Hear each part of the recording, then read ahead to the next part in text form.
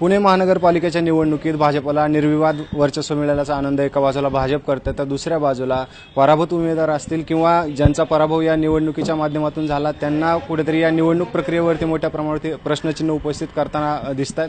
नक्की काय झालेले आहेत प्रॉब्लेम निवडणूक प्रक्रियेवरती, हे उमेदवार का प्रश्नचिन्ह उपस्थित करतात जाणून घेऊयात। आपल्यासोबत आहेत मनसेच्या माजी नगरसेविका रुपाली पाटील आहेत, त्यांच्याकडून जाणून घेऊयात। ताई, काय सांगाल एकंदरीत निवडणूक प्रक्रियेवरतीच यामुळे प्रश्नचिन्ह उपस्थित होतं? एक लक्षात घ्या, जरी बीजेपीचे बहुसंख्येने 98 जरी सभासद आले असतील, ही जी निवडणूक आहे ही लोकशाही पद्धतीने व्हायला पाहिजे होती। आमचा विश्वास नाही, आमचा आरोप आहे यांच्यावर की ही निवडणूक सगळी त्यांनी मशीन मॅनेज करून केलेली आहे। कितीही तुम्ही लक्षात घ्या, जे बीजेपी सांगते की आमच्या पारदर्शक व्यवहारामुळे आम्ही एवढे निवडून आलो, त्यांनी या मशीनमध्ये पारदर्शक व्यवहार दाखवावा। का तर एक मत दिल्यानंतर अशी 4 मतं द्यावी लागतात, म्हणजे त्याच्यामध्ये समजा एक मत अ ला दिलं, ब मध्ये नोटा दिलं, क मध्ये 1 दिलं आणि ड मध्ये 1 दिलं, तर त्याची जी टोटल येते ही सारखी यायला पाहिजे। म्हणजे समजा 46,777 जर मतदान टोटल झालं असेल तर त्या प्रत्येक उमेदवाराला ते मतदान इक्वली यायला पाहिजे। त्याच्यामुळे मध्ये मोठी तफावत आहे। मशीन जेव्हा आमचं इतर उमेदवाराचं बटन दाबलं गेलं की ते मत कमळाकडे जात होतं। कारण का तुम्हाला एक लक्षात आणून द्यायचं मला, सुप्रीम कोर्टाचा 2012चा निकाल आहे की बॅलेट पेपरवर तुम्ही ही इलेक्शन घ्यावी। किरीट सोमय्या त्यावेळी या आधीच्या सरकारावर आरोप करत होतं, परंतु सरकार बदलल्यानंतर ही जी आपण खासदारकीपासून मोदी लाट जी म्हणतोय ना, तेव्हापासून या मशीनचा घोळ चालू आहे। आणि आता ह्या महानगरपालिकेमध्ये जेव्हा इलेक्शन होतं, 1 दिवसाची सुट्टी असते, त्यावेळी बीजेपीचा एक खासदार अक्षरशः 92 बीजेपी 92 येईल, 40 राष्ट्रवादी येईल, मनसे 3 येईल, ॲक्युरेट जे देव सुद्धा बंद मशीदलं मतदानाची संख्या सांगू शकत नाही किंवा उमेदवार सांगू शकत नाही, यांना कुठून कळले आहेत? आणि यांची तिकीटं उशिरा डिक्लेअर झाली, यांचा कोणता प्रचार नाही। आज माझ्या भागात जर तुम्ही बघितलं तर लोक नागरिक येऊन जेव्हा आम्हाला सांगतात की आम्ही मतदान तुम्हाला दिलंय, SMS दाखवतात, मग आमची मतं गेली कुठे? जर तुम्ही प्रभाग 17 मध्ये बघितलं तर विशाल धनकोडे 700 मतांनी निवडून आला, डिक्लेअर केलं।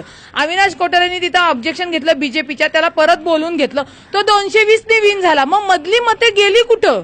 ज्याला तुम्ही 700 ने विन केला, ही मधली मते गेली कुठं? आमचा हा तर आरोप तर आहेच आणि आम्ही याच्या विरुद्ध का मीडिया समोर आले की लोकांसमोर, लोकांमध्ये जी कुजबूज आहे, जी हे प्रकरण बाहेर पडलं पाहिजे म्हणून मीडियाकडे आलो।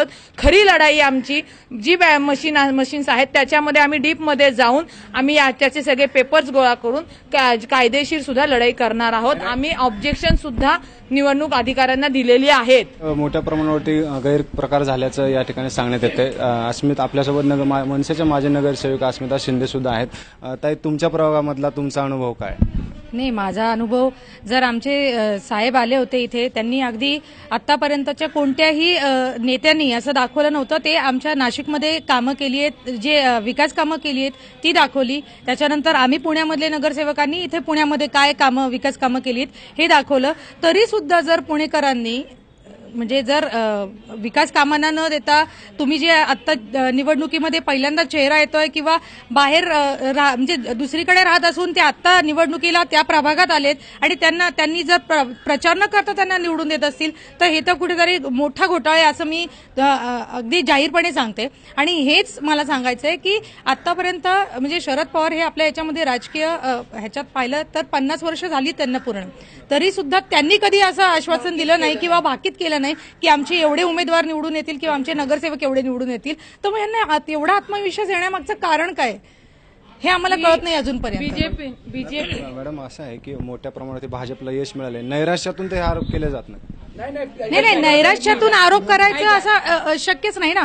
जर असं असेल तर मग आम्हाला विकास कामांच्या माध्यमातून जी आत्ताची लोक येतात, म्हणजे जेव्हा आम्हाला आमचा रिझल्ट कळला, आमचा जो रिझल्ट कळला त्याच्यानंतर आम्ही जेव्हा घरी जात होतो तेव्हा अक्षरशः लोक येऊन आमच्याकडे रडली हो की ताई आम्ही तुम्हाला मत दिलं तर ते मत गेलं कुठं? ठीक आहे, आम्ही मान्य करू। हे बघा, जेव्हा आपण निवडणुकीला उभे राहतो तर एक माणूस जिंकतो तो बाकीचे हरणारच, पण त्याच्यामध्ये जी तफावत जे आहे ती 7-7 हजारांनीच कशी दर्शवती? तुम्ही आतापर्यंतचा सगळा रिझल्ट काढा, जे आतापर्यंत सगळे जे बीजेपीचे निवडून आलेत त्याच्यामध्ये जो उमेदवार हारलेला आहे त्याच्यामध्ये डिफरन्स जो आहे तो दुपटीने आहे। त्यामागचं कारण काय हे पण आपण शोधलं पाहिजे। नैराश्य तर हे आलेच आहे, पण जर अन्याय होत असेल तर तो आम्ही सहन करणार नाही।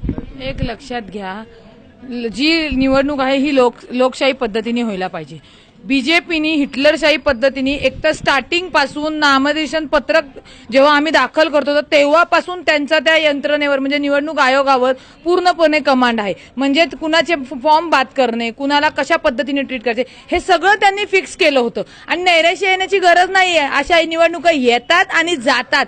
आम्ही हरलो म्हणून आम्ही तुमच्याकडे तक्रार नाही करते, पण उद्या जर आम्ही तुमच्याकडे तक्रार नाही केली तर ह्या पांड्या बीजेपीला आयुष्यभर पडेल आणि तो आम्हाला ठेवायचा नाहीये.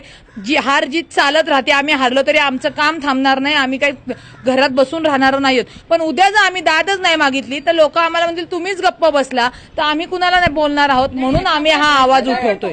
दाद मागण्याच्या बद्दल बोलता तुम्ही, कायदेशीर लढाई कशा पद्धतीने? आता ह्या ज्या मशीन्स आहेत आम्ही त्यांच्यावर ऑब्जेक्शन दिलेले, या मशीन्स त्यांना ठेवायला सांगितले आहेत. या मशीनची आम्ही चेकिंग करणार आहोत.